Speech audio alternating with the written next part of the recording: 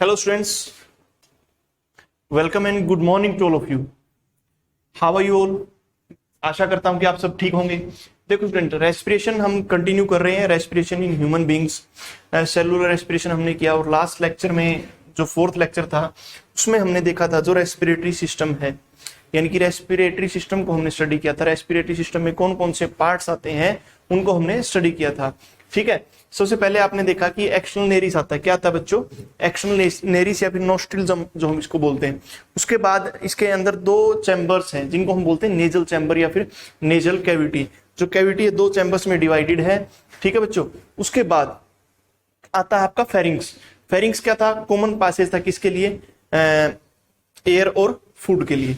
ठीक है, यानी कि वो पॉइंट जहां पे एयर भी है और वाटर फूड भी है, उसको हम क्या बोलेंगे? फेरिंग्स बोलेंगे। ये लगभग यहाँ पे। ठीक है, उसके बाद आया आपका लेरिंग्स। लेरिंग्स के बाद आपकी आई ट्रैकिया। क्या आया? ट्रैकिया। ट्रैकिया को हमने फर्दर ब्रोंकाई में डिवाइड किया था। कितने ब्रोंकाई हैं आपके? दो हैं। और ब्रोंकाई किसके अंदर एंटर करते हैं? आपके प्रॉपर लंग्स के अंदर। किसके अंदर एंटर करेंगे बच्चों? लंग्स के अंदर। जो ब्रोंकाई है, ब्रोंकाई आगे फर्दर किस में डिवाइड हो जाएंगे? ब्रोंक्यूल्स में। किस में हो जाएंगे? ब्रोंक्यूल्स में। और ब्रोंक्यूल्स के ऊपर क्या होगा? एक सैक लाइक स्ट्रक्चर होगा बच्चों। क्या होगा? एक थैली जैसा स्ट्रक्चर होगा, इरेगुलर शेप होती है इसकी। ठीक है, सैक लाइक स्ट्रक्चर होगा जिसको हम बोलते हैं एलोलोई। यहां तक बच्चों हमने देख लिया था, यहां तक हमने स्टडी कर लिया था लंग्स को। अब जो ये एल्वोलोई है इसके ऊपर होती है ब्लड कैपिलरीज। क्या होती है? इससे अटैच क्या होती है? Blood capillaries. ब्लड कैपिलरीज क्या करती हैं? यहाँ से जो ऑक्सीजन ब्लड है, ब्लड के अंदर क्या मिक्स करेंगी? ऑक्सीजन मिक्स करेंगी और कार्बन डाइऑक्साइड यहाँ से एक्सट्रैक्ट कर देंगी। किसके अंदर? एल्वोलोई के अंदर। वो देखेंगे। उससे पहले हम स्टडी करते हैं मैकेनिज्म ऑफ ब्रीथिंग, यानी कि जो हमने ब्रीथ किया, मैकेनिज्म ऑफ रेस्पिरेशन करेंगे। सॉरी, हमने क्या किया? ब्रीथिंग किया बच्चों। जब हमने ब्रीथिंग किया तो क्या आया? जो फ्रेश एयर है, फ्रेश एयर को हमने इनहेल कर लिया। और जबकि जो पहले वाली एयर थी, यानी कि जो लंग्स में क्या थी? लंग्स में हमने क्या किया बच्चों? एयर को इनहेल किया। लंग्स के बाद ये कहां जाएगी? ब्लड कैपिलरीज में। कहां जाएगी बच्चों? ब्लड कैपिलरीज में। ब्लड कैपिलरीज जो है, ब्लड कैपिलरीज से जो है वो कहां जाएगी? सेल्स के पास जाएगी। कहां जाएगी बच्चों? सेल के पास जाएगी। सेल में भी अगर एग्जैक्ट पार्ट में बोलूं तो कहां जाएगी? साइटोप्लाज्म। साइटोप्लाज्म में आपने पढ़ा है क्या होती है प्रोसेस? ग्लाइकोलिसिस होती है। ग्लाइकोलिसिस में क्या है कि ऑक्सीडेशन हो जाता है किसका बच्चों? ग्लूकोज का। ग्लूकोज का ऑक्सीडेशन हो जाएगा, पाइरूवेट हम इसमें बना लेंगे। अब यहां से साइटोप्लाज्म से अगर एरोबिक रेस्पिरेशन है तो ये कहां जाएगी बच्चों? माइटोकॉन्ड्रिया में। ठीक, कहां जाएगी? माइटोकॉन्ड्रिया में। अब माइटोकॉन्ड्रिया में जब ये गई है तो माइटोकॉन्ड्रिया में जाने के बाद क्या होगा? क्रेब्स साइकिल के एंजाइम्स मिलेंगे और प्रॉपर क्रेब्स साइकिल जो है स्टार्ट हो जाएगा। और यहां से हमें क्या मिलेगी? एटीपी जनरेट यहां भी होंगे और यहां भी होंगे। टोटल एटीपी कितने जनरेट होंगे बच्चों? याद रखना 36 एटीपी। नेट गेन है जो 36 का है, और वैसे कितने होते हैं? 38 होते हैं। ठीक है, ये कंप्लीट प्रोसेस है।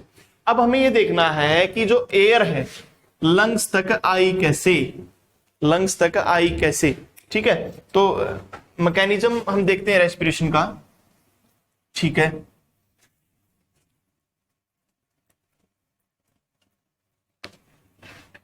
हाँ, मैकेनिज्म में देखिए सबसे पहली टर्म आती है हमारी ब्रीथिंग।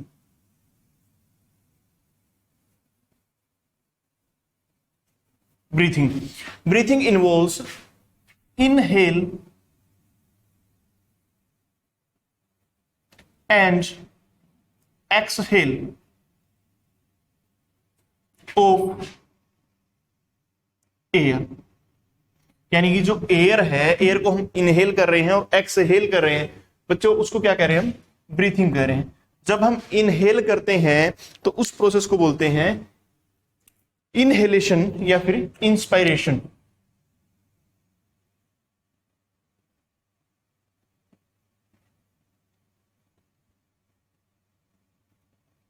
ठीक है, या फिर इंस्पिरेशन।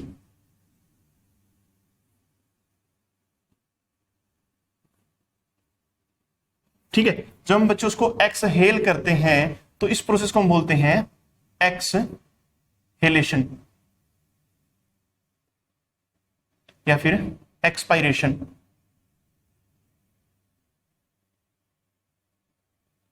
ठीक है बच्चों, इनहेल किया तो इनहेलेशन बोला। इनहेल जब हम करेंगे तो इनहेल करेंगे, जब हम इनहेल किसको करेंगे बच्चों? एयर को। किसको किया हमने? एयर को। जो एयर हमने बच्चों इनहेल की उसके अंदर क्या होगा? O2 की अमाउंट ज्यादा होगी और CO2 की अमाउंट क्या होगी? कम होगी। जबकि बच्चों जो हम एक्सहेल करेंगे, एक्सहेल जिस एयर को हम करेंगे उस एयर में क्या होगा? O2 की अमाउंट क्या होगी? कम होगी, जबकि CO2 की अमाउंट क्या होगी? ज्यादा होगी। जब दोनों को कंपेयर करेंगे, यानी कि एक वो एयर है जो हमने इनहेल की है और एक वो है एक्सहेल की है। इनहेल वाली में तो क्या होगी? ऑक्सीजन ज्यादा होगी। ठीक है, लेकिन कार्बन डाइऑक्साइड कम, क्योंकि इन्वायरमेंट में। अब फिर अंदर जाके हमने जो प्रोसेसेस की उसमें हम क्या करते हैं? कार्बन ऑक्सीजन को क्या करते हैं? यूज करते हैं, और कार्बन डाइऑक्साइड उससे क्या होती है बच्चों? प्रोड्यूस होती है। जो प्रोड्यूस कार्बन डाइऑक्साइड है उसको हम क्या करेंगे? बाहर निकाल देंगे। ठीक है, तो इन दोनों को हम क्या बोलते हैं? इनहेल और एक्सहेल बोलते हैं। ठीक है, पता चल गया आपको? इनहेल होगी जो एयर, उसमें क्या होगा? हालांकि अदर गैसेज भी होंगे बच्चों, लेकिन हमें डील किससे करना है? दो गैसेज से करना है, ऑक्सीजन और कार्बन डाइऑक्साइड। ठीक है, ठीक है बच्चों। अब मैं इसको रब कर देता हूं। अगर आपको कुछ नोट करना है तो पॉज कर लीजिएगा वीडियो को और लिख लीजिएगा। ठीक है, अब हम जब इनहेल कर रहे हैं और जो हम एक्सहेल कर रहे हैं, इसमें देखो दो चीजें मेन रोल प्ले करेंगी। वैसे एक से भी हमारा काम चल सकता है, वो है हमारा डायफ्राम।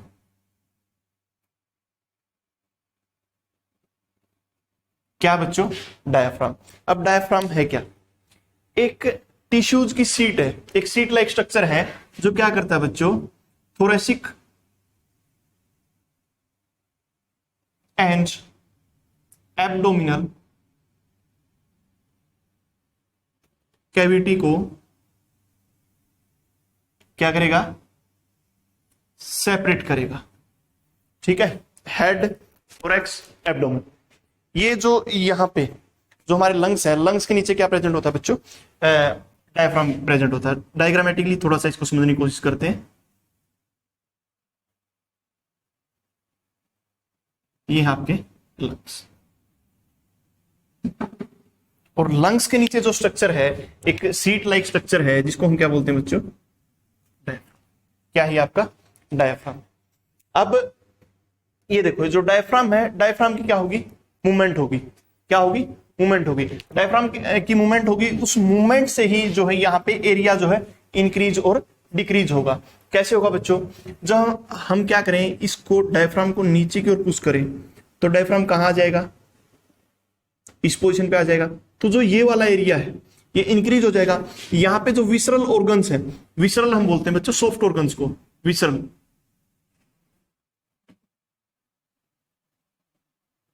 जितने भी सॉफ्ट ऑर्गन्स है ना अपने, जो ये एरिया है इसके जो विसरल ऑर्गन है, इसको सॉरी सॉफ्ट ऑर्गन्स है, इसको हम क्या बोलते हैं?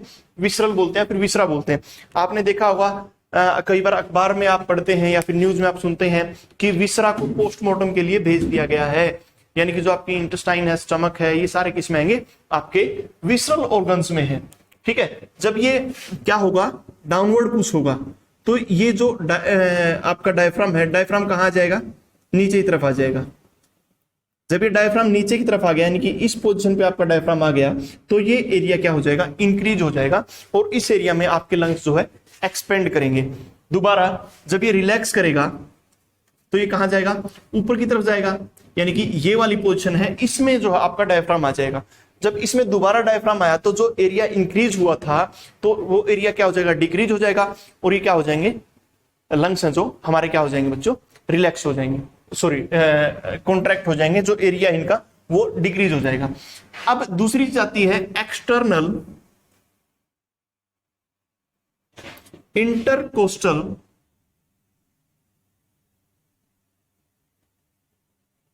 Muscles. Internal sorry external intercostal muscles. Intercostal muscles वो होती हैं जो रीब से अटैच होती हैं। किससे अटैच होती हैं बच्चों? रीब से। किससे अटैच होंगे?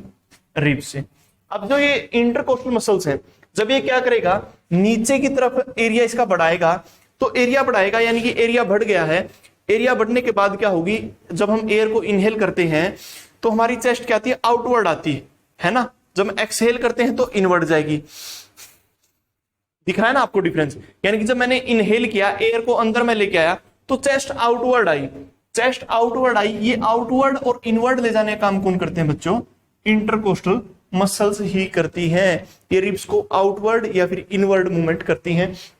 जब ये क्या होता है, एक्सपेंड हो जाएगा, तो इसको आउटवर्ड कर देंगी और जो यहाँ पे एरिया बढ़ जाएगा। जब ये रिलैक्स होगा तो इसको वापस इनवर्ड ले आएंगे, क्योंकि जो लंग्स है हमारे, ये क्या करेंगे? रिलैक्स करेंगे उस टाइम पे या फिर कॉन्ट्रैक्ट करेंगे। ठीक है बच्चों, तो इनहेल और एक्सहेल में हमें कौन से दो चीजें हैं जो हेल्प करेंगी? वो है हमारा डायफ्राम और एक्सटर्नल इंटरकोस्टल मसल्स। अगर आगे मुझे लिखना पड़ा तो मैं लिखूंगा EIM, एक्सटर्नल इंटरकोस्टल मसल्स। ये दो चीजें आई थिंक आपकी क्रिस्टल क्लियर यहाँ पे हो गई होंगी। अगर आपको बनाना है, सॉरी कुछ लिखना है, तो आप इसको वीडियो को पॉज करके लिखते रहिएगा। डायफ्राम, ठीक है। दो चीजें और मैं यहाँ पे लिख देता हूं। डायफ्राम ये क्या कर सकता है? ये जब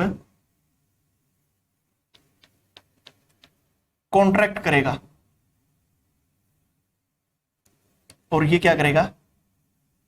रिलैक्स करेगा। जब ये बच्चों कॉन्ट्रैक्ट करेगा यानी कि नीचे की तरफ आएगा, तो क्या होगा? आपका जो लंग्स हैं एक्सपेंड करेंगे। लंग्स क्या करेंगे आपके? एक्सपेंड करेंगे। और जब रिलैक्स होगा तो लंग्स आपके क्या करेंगे? कॉन्ट्रैक्ट करेंगे। ठीक है बच्चों, ये दो चीजें आपको यहां पे पता होनी चाहिए। ठीक है, जब ये एक्सपेंड करेगा, जब ये कॉन्ट्रैक्ट कर रहा है तो ये भी क्या करेंगे? कॉन्ट्रैक्ट करेंगे। और जब ये रिलैक्स कर रहा है तो ये क्या करेंगे बच्चों? रिलैक्स करेंगे। ठीक है, अब आपको इतना पता चल गया। अब हम इनहेल पे क्या होता है और एक्सहेल पे क्या होता है थोड़ा सा और डिटेल में देखते हैं। ठीक है, जिसको नोट करना है वो इसको पॉज करके वीडियो को नोट कर सकता है।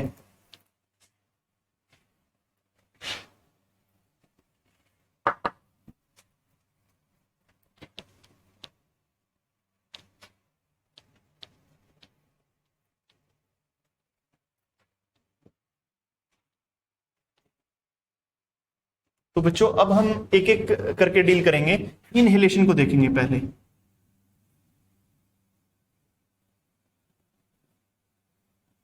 जब हम एयर को इनहेल करते हैं तो क्या क्या होता है? जब बच्चों हमने एयर को इनहेल किया तो हमें क्या करना पड़ेगा? जो वॉल्यूम है किसका? लंग्स का, उसको हमें क्या करना पड़ेगा? इंक्रीज करना पड़ेगा। वॉल्यूम को क्या इंक्रीज करना पड़ेगा? इंक्रीज करना पड़ेगा, ताकि जो मैक्सिमम अमाउंट ऑफ एयर है उसको हम अपने लंग्स में इनहेल कर सकें। तो इसके लिए हम जब इनहेलेशन की प्रोसेस स्टार्ट होगी तो क्या होगा बच्चों? जो डायफ्राम है, जो डायफ्राम है ये क्या करेगा? कॉन्ट्रैक्ट करेगा। डायफ्राम कॉन्ट्रैक्ट्स, और डायफ्राम कॉन्ट्रैक्ट करेगा, उससे क्या होगा? जो आपके विसरल ऑर्गन्स हैं मूव्स डाउनवर्ड्स, मूव्स डाउनवर्ड्स। वो कहां जाएंगे बच्चों? नीचे की तरफ जाएंगे। जब ये नीचे की तरफ जाएंगे देन क्या होगा? एरिया ऑफ, एरिया बोलो या फिर वॉल्यूम बोलो, लंग्स इंक्रीज। ठीक है, एरिया या फिर हम यहां पे डायरेक्ट वॉल्यूम ही बोलते हैं, वॉल्यूम। बिकॉज क्या कर रहा है? जो लंग्स हैं जब ये नीचे की तरफ आए तो लंग्स को क्या मिलेगा? एरिया ज्यादा मिलेगा। एरिया ज्यादा मिलेगा तो उसका वॉल्यूम इंक्रीज हो जाएगा ड्यू टू एक्सपेंशन ऑफ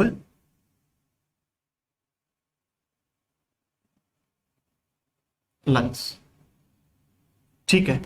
अब अब आपने देख लिया, हमने वॉल्यूम को तो इंक्रीज कर लिया बच्चों। क्यों? क्योंकि डायफ्राम जैसे ही हमने इनहेल किया, एयर को जब अंदर लिया, तो एयर जैसे ही अंदर आई, जो डायफ्राम है जो इस पोजीशन में था वो इस पोजीशन में आ गया।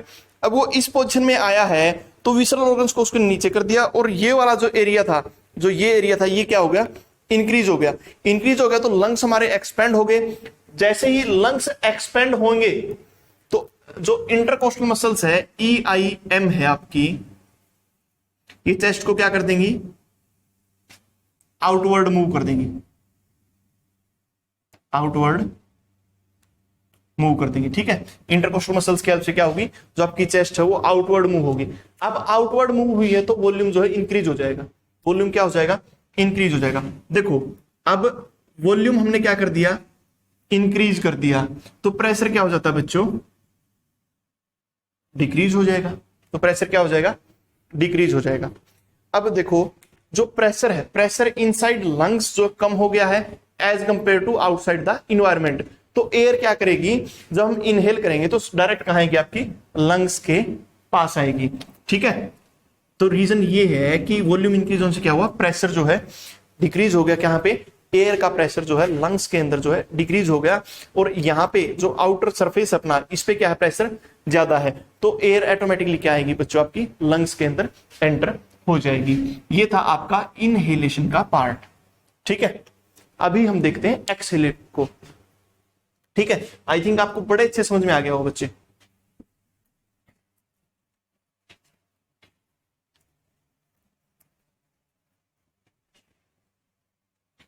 अब बारी आई एक्सहेल करने की, तो एक्सपायरेशन या फिर एक्सहेलेशन देखते हैं हम।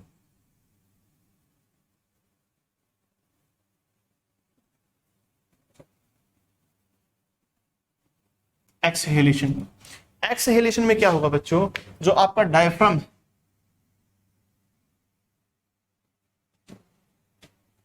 पहले कॉन्ट्रैक्ट किया था ना डायफ्राम, अब क्या करेगा बच्चों? रिलैक्स करेगा। डायफ्राम ने रिलैक्स किया तो क्या होगा? जो डायफ्राम है आपका किस ओर मूव करेगा बच्चों? Moves upwards.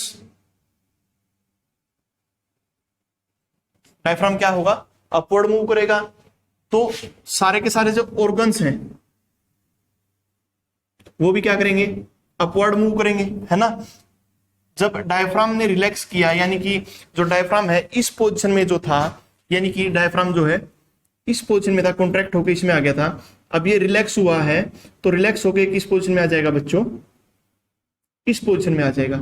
अब जो एरिया है, ऑर्गन्स क्या है, वो भी ऊपर की तरफ शिफ्ट हो जाएंगे, और जो एरिया है, एरिया क्या हो जाएगा आपका? डिक्रीज हो जाएगा। जब एरिया है थोरेसिक कैविटी का है, थोरेसिक कैविटी, ये जो कैविटी है यहाँ पे चेस्ट वाली कैविटी, इसको हम क्या बोलेंगे बच्चों? थोरेसिक कैविटी बोलेंगे। जो एरिया है थोरेसिक कैविटी का डिक्रीज हो जाएगा। थोरेसिक कैविटी का एरिया डिक्रीज हो गया तो लंग्स हैं कॉन्ट्रैक्ट करेंगे।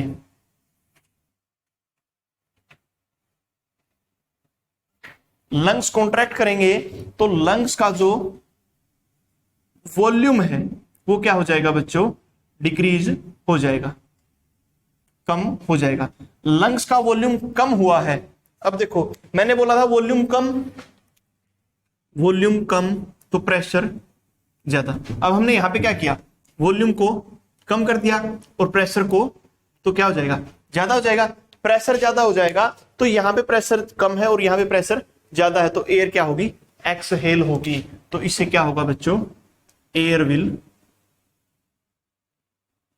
Move outside and exhalation will be completed. ऐसे करके आप क्या होगी? एक्सहेलेशन होगी। इनहेल और एक्सहेल बच्चों आप अच्छे से समझ चुके हैं। यही है आपका मैकेनिज्म ऑफ ब्रीथिंग, यानी कि जब हमने एयर को इनहेल किया तो क्या क्या चेंजेस हैं जो हमारे बॉडी स्ट्रक्चर्स में आए, और कैसे कैसे जो है air inside the body organs आई। अब देखो बच्चों, एयर लंग्स में आ गई तो इस बात से हम क्या समझते हैं? जो आपकी एयर है वो लंग्स के किस पार्ट में आ गई बच्चों? एल्वोलोई में आ गई। किस में आ गई? एल्वोलोई में आ गई। अब एल्वोलोई में आने के बाद एयर का क्या होता है वो अब हम देखेंगे। ठीक है, अभी आप पॉज करके इसको लिखना चाहे तो लिख सकते हैं। अब जो एयर है आपकी लंग्स के अंदर है, हम इनहेलेशन का एग्जांपल लेते हैं कि आपने क्या कर लिया, ब्रीथ इन कर लिया, श्वास को आपने अंदर लिया, यानी कि जो फ्रेश एयर है, फ्रेश एयर बच्चों आपकी बॉडी में आ चुकी है। ये मान लेते हैं आपकी क्या है, एल्वोलोई है। एल्वोलोई है तो इसमें क्या होगी बच्चों, क्या होगी इसके अंदर, एयर होगी। कंप्लीट एयर से तो हमें कोई मतलब है नहीं भाई, हमें मतलब किससे, कार्बन डाइऑक्साइड एंड O2 से। ठीक है बच्चों, एक बार एल्वोलोई में देखते हैं क्या सिनारियो होगा। जब हमने इनहेल किया तो जो एयर है, एयर आई आपकी एल्वोलोइज में, फ्रेश एयर को हमने इनहेल किया। इन्वायरमेंट में जो एयर है उसमें ऑक्सीजन ज्यादा है, कार्बन डाइऑक्साइड ऑफकोर्स कौन सी ज्यादा है, ऑक्सीजन ज्यादा है ना। तो यहाँ पे एल्वोलोई में जो एयर है अभी उसमें ऑक्सीजन ज्यादा है as compare to carbon dioxide.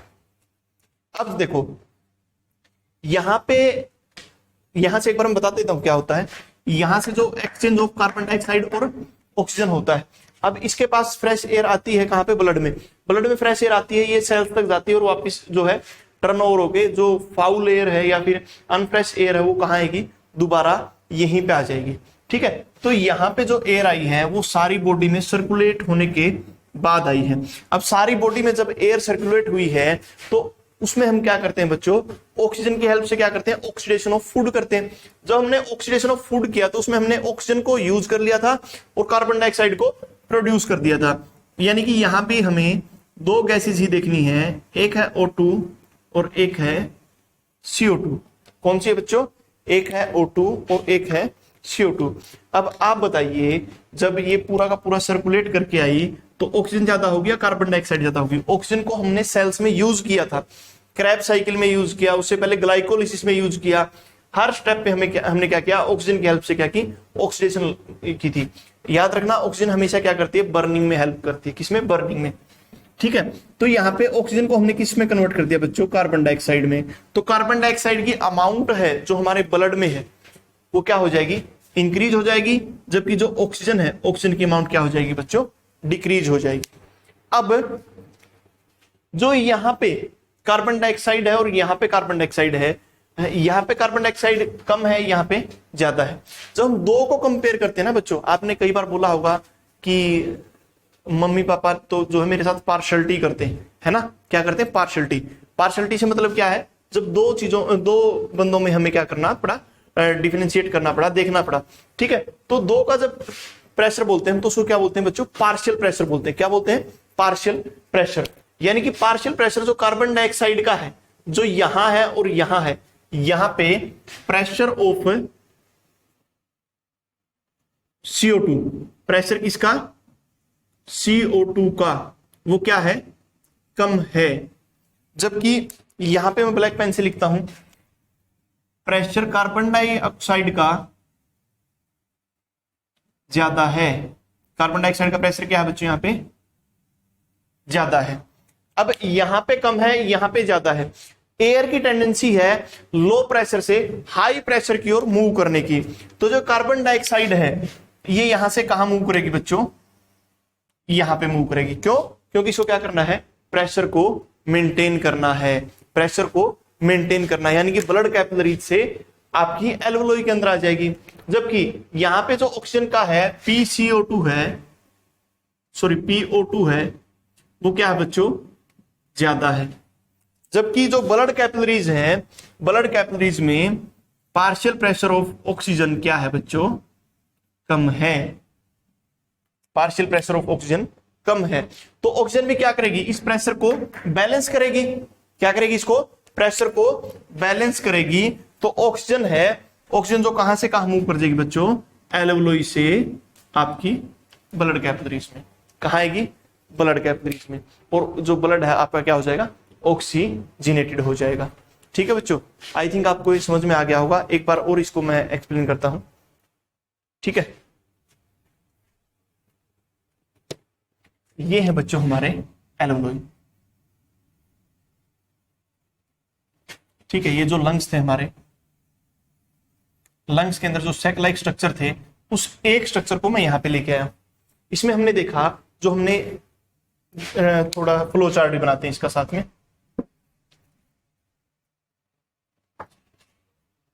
Ma'am ये दिखाई दे रहा है यहाँ पे ये पोर्शन, ठीक है, ओके।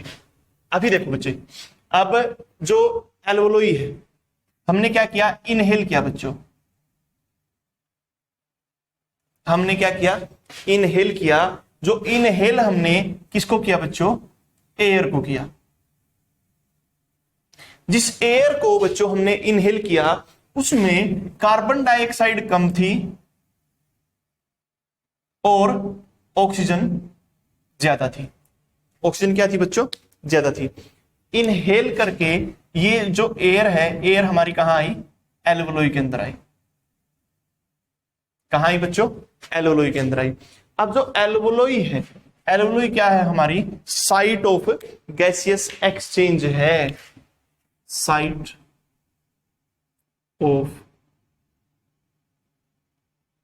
गैसियस एक्सचेंज, ठीक है। एल्वोलोई क्या है बच्चों, साइट ऑफ गैसियस एक्सचेंज है।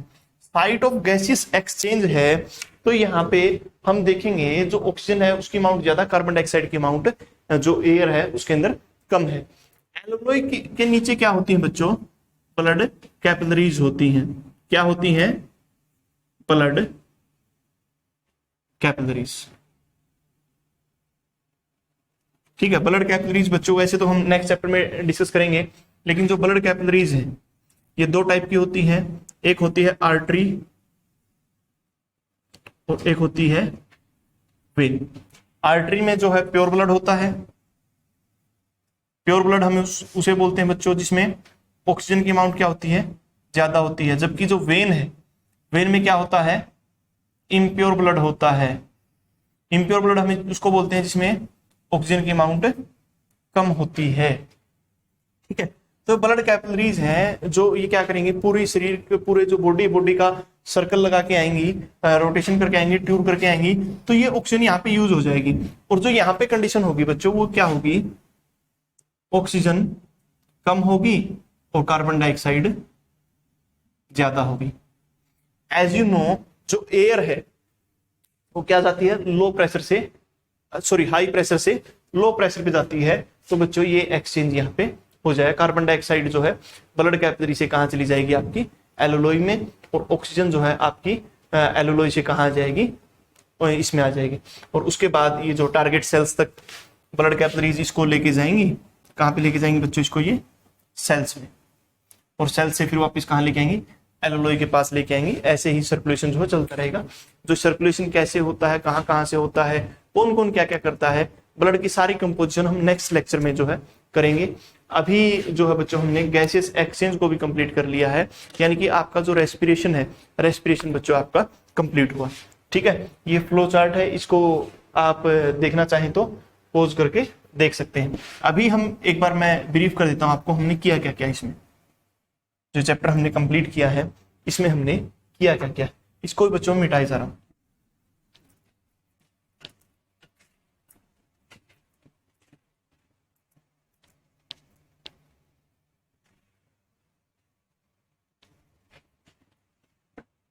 देखो बच्चों, जो फर्स्ट लेक्चर्स थे उनमें हमने क्या किया था बच्चों, सेलुलर रेस्पिरेशन, ठीक है। सेलुलर रेस्पिरेशन बच्चों क्या किया था हमने, एनर्जी प्रोड्यूस की थी। इसमें क्या किया था, सिंपल सी बात है, हमने एनर्जी को प्रोड्यूस किया था, ठीक है। एनर्जी को प्रोड्यूस किया था। दो टाइप की रेस्पिरेशन हमने यहाँ पे की थी, फर्मेंटेशन भी हमने की, क्रैब साइकिल भी हमने की। बार बार जो है उनको हम डिस्कस नहीं करेंगे, क्योंकि उनको डिस्कस करना अभी नो यूज है, क्योंकि हम बार बार पहले उनको बड़े अच्छे से डिस्कस कर चुके हैं, ठीक है। अभी हम सिर्फ आउटलाइन यहाँ पे दे रहे हैं। सेलुलर रेस्पिरेशन है, सेलुलर रेस्पिरेशन के बाद हमने क्या किया बच्चों, रेस्पिरेशन इन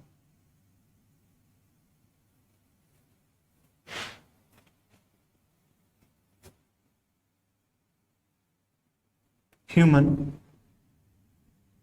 बींग्स। ठीक है, रेस्पिरेशन इन ह्यूमन बींग्स में हमने क्या क्या पढ़ा? एक तो हमने पढ़ा जो रेस्पिरेटरी सिस्टम है उसको, देन हमने पढ़ा mechanism of breathing, sorry respiration, या फिर हम ब्रीथिंग ही बोलते हैं इसको, कंप्लीट ही चल रहा है रेस्पिरेशन तो। ठीक है, रेस्पिरेशन इसके बाद पढ़ा हमने गैसियस